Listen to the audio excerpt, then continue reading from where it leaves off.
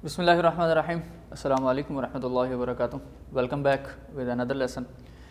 In this lesson, inshallah, we will discuss the remaining numerical problems of chapter number 1, and these are from question number 8 to question number 10. Let's come on to the questions. Question number 8 is, select the values who has 3 significant figures in itself. ऐसे numbers को find out करें, ऐसी values को, चाहे ऐसी options A B C D में से कोई ऐसी ऑप्शंस को आप पॉइंट आउट कर लें जिनमें 3 सिग्निफिकेंट डिजिट्स हैं. सिग्निफिकेंट डिजिट्स बेटे वो जो अपनी एक्चुअल वर्थ शो कर रहे होंगे, और हमने बताना है कि कम से कम 3 हो. अगर 3 से ज़्यादा हैं बेटे तो फिर हम नहीं उसको नोट डाउन करेंगे. अच्छा, आते हैं पार्ट नंबर ए की तरफ. According to the rules of significant figure, the zero मतलब फॉर एग्जाम्पल सबसे पहले देखेंगे 366, these numbers are always a significant, all the accurately known digits, and zero is doubtful, but when zeros will become in between 2 significant figures, then these are also significant. So means that the total number of significant figures in this value is 1 2 3 4 5 significant. हमें कितने वाले चाहिए थे? 3 वाले. तो ये क्या 3 significant है? नहीं. तो हम लिखेंगे this is not. B option. इसको जब आप साइंटिफिक में लिखते हो तो डेसिमल को हमेशा लेकर कहाँ जाना बेटे? फर्स्ट सिग्निफिकेंट के बाद. तो ये वैल्यू बनेगी 3.09 into 10 raise to power 123 - 3 kilogram. तो ये वाले जो डिजिट्स हैं ये सिग्निफिकेंट है. बाकी जीरोस वाले जो होते हैं हम उनको सिग्निफिकेंट में काउंट नहीं करते. तो इसके अकॉर्डिंग देखा जाए तो इसमें कितने सिग्निफिकेंट डिजिट है? 3. तो इसका मतलब ये करेक्ट आंसर है. ये भी ऑलरेडी साइंटिफिक में मेंशन है 10 रेज़ टू पावर -27. इसको हम सिग्निफिकेंट कंसीडर नहीं करते. यहाँ पर लिखे हुए डिजिट्स को सिग्निफिकेंट कंसीडर करते हैं. और कितने हैं? 1 2 3. So it's means this is also having a 3 significant. यहाँ पर आते हैं स्टूडेंट्स. अब ये देखें हमारे पास वैल्यू क्या है? 301.0 second. 301.0 second.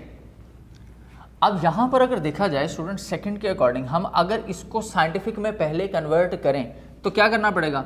1 and 2, 3.01 into 10 raise to power 2 second.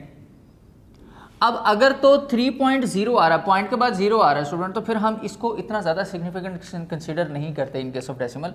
लेकिन रूल के मुताबिक देखा जाए तो आफ्टर डेसिमल भी हमारे पास 5 डिजिट्स जो हैं वो वैल्यूएबल होते हैं. ठीक है, तो हम चाहें तो इसको सिग्निफिकेंट कंसीडर कर भी सकते हैं. लेकिन यहाँ पर क्योंकि वैल्यू ऑलरेडी बहुत ज़्यादा छोटी है इसलिए हम इसको सिग्निफिकेंट कंसीडर नहीं करेंगे.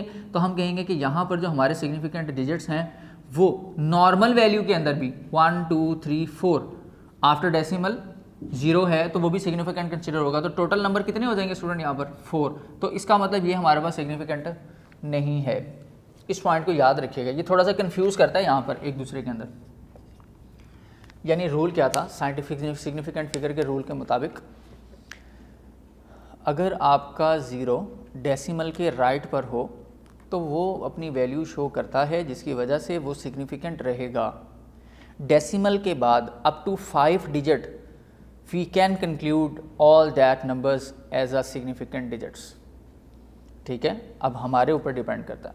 तो क्योंकि अगर मैं स्टैंडर्ड में ही रहूँ तो डेसिमल के बाद भी 0 आ रहा है, आगे भी ज़ीरोज़ आ रहे हैं, सारे सिग्निफिकेंट हो गए.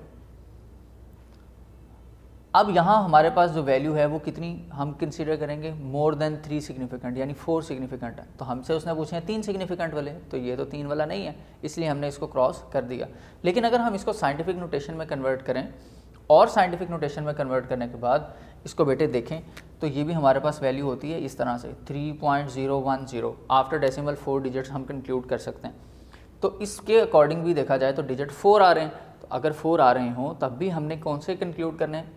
ऐसे नंबर्स जिनके अंदर 3 सिग्निफिकेंट फिगर्स आते हैं. तो ये भी नहीं है. इन पर चलते हैं स्टूडेंट, इन क्वेश्चंस पे. क्वेश्चन नंबर 9 के अंदर स्टेटमेंट हमारे पास है what are the significant figures in the following measurements. हमने बताना है कि इनमें सिग्निफिकेंट फिगर्स कितने हैं. इनमें तो बताना था कि 3 वाले कौन से, इनमें बताना है कितने हैं.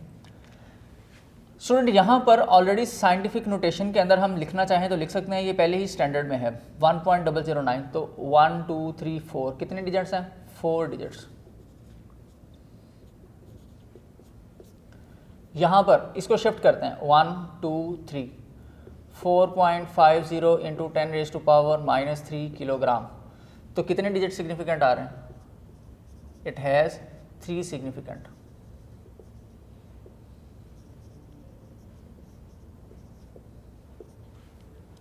यहाँ पर स्टूडेंट्स कितने हैं? 3 सिग्निफिकेंट। यहाँ पर कितने हैं? 4 सिग्निफिकेंट। साइंटिफिक में लेकर जाने की ज़रूरत ही नहीं है, सारे सिग्निफिकेंट है। जीरोस का in between 2 significant figures are always significant, ये भी सिग्निफिकेंट वो भी significant. So we just have to follow the rule of the significant figures, जो हमने लॉन्ग क्वेश्चन के अंदर भी पढ़ा था। वो रूल्स आपने अच्छी तरह बेटे याद रखने। लास्ट क्वेश्चन है इस चैप्टर का student, question number 10। Question number 10 के अंदर हम लोगों ने एक चॉकलेट रैपर दिया है और उस चॉकलेट रैपर को लेंथ जो हमें बताई गई है बेटे वो है 6.7 सेंटीमीटर और उसकी विड्थ बताई गई है 5.4 सेंटीमीटर। पहली बात, कभी भी न्यूमेरिकल सॉल्व करते वक्त इस बात को हमेशा जहन में रखिएगा कि आपने ख़ास तौर पर हर एक को सेम यूनिट बनाना है। अगर तो सेम यूनिट नहीं, 1 मीटर में है 1 सेंटीमीटर में है, तो फिर आप हमेशा सब को स्टैंडर्ड पर लेकर जाओगे, मीटर पर। लेकिन यहाँ पर क्योंकि ये भी सेंटीमीटर ये भी सेंटीमीटर और मुझे ये डिस्टर्ब नहीं करेंगे क्योंकि यहाँ पर कोई और हमारे पास अनस्टैंडर्ड वैल्यू नहीं अवेलेबल, तो हमें इसको स्टैंडर्ड पर शिफ्ट करने की ज़रूरत नहीं है। लेकिन अगर कर देंगे तो भी आपका आंसर ठीक, अगर आप इसको सेम यूनिट्स पर लेकर चलें तब भी आपका आंसर बिल्कुल ठीक ही रहेगा। फाइंड करना है स्टूडेंट एरिया, और एरिया का फॉर्मूला तो आपको बहुत ही अच्छे से आता है, आप पहले भी बहुत ज़्यादा पढ़ चुके हैं बेटे, इसको 9th क्लास में भी पढ़ा, 8th में भी पढ़ा, इससे पहले भी मैथमेटिक्स में पढ़ चुके हैं। Simply length into width. इस विड्थ को ब्रेथ भी कहते हैं स्टूडेंट, ठीक है।